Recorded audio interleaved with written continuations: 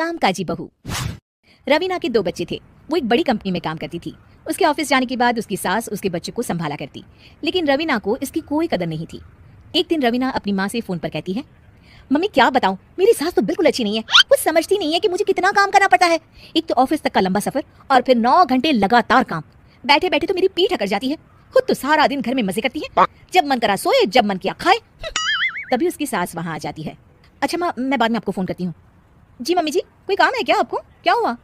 रवीना बहू, सारा दिन तो तू ऑफिस के मजे लेती है, लेकिन यहाँ ये बच्चे मुझे आराम भी नहीं करने देते। मेरी तो तबीयत खराब हो रही है। तो आपको लगता है कि मैं दफ्तर में मौज करती हूँ? आपको क्या समझाऊं, छोड़िए। माँ, काम करना भी जरूरी है। मजबूरी नहीं होती तो मैं खुद ही अपने बच्चों को देख लेती।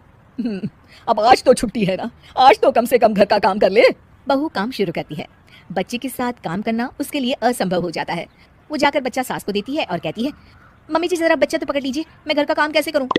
जैसे मैं करती हूँ रोज बच्चे के साथ।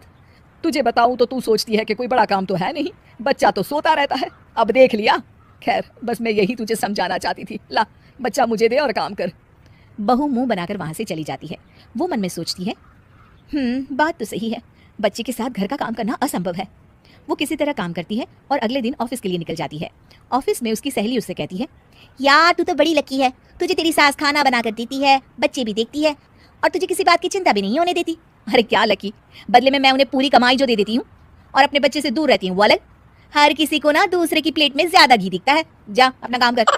अरे फिर भी ये तो है, यहाँ हमारे बच्चे को मैं क्रैश में छोड़ती हूँ, हर पल डर लगा रहता है कि क्या कर रहा होगा। खैर चल, मुझे क्या।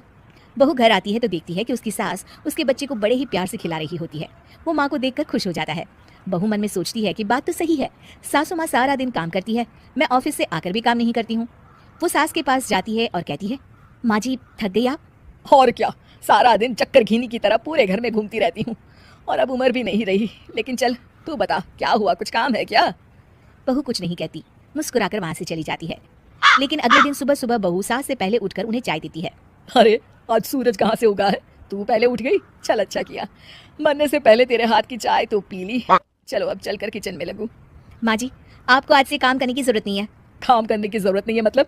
क्या तू करेगी आज से सारा काम? इतने अच्छे तो हमारे नसीब नहीं है भाई। नहीं माँ जी, मैं नहीं करूंगी, ना ही आप करेंगी, बल्कि ये करेगी। तभी वहाँ एक काम वाली बाई आ जाती है। ये कौन है बहू? माँ जी, ये नौकरानी है और आज से सारा काम यही करेगी। मुझे माफ कर दीजिए माँ जी, मैं नहीं समझ पाई कि आप थक जाती हैं। आज से आप सिर्फ आराम करिए और मुन्ने के साथ खेलिए।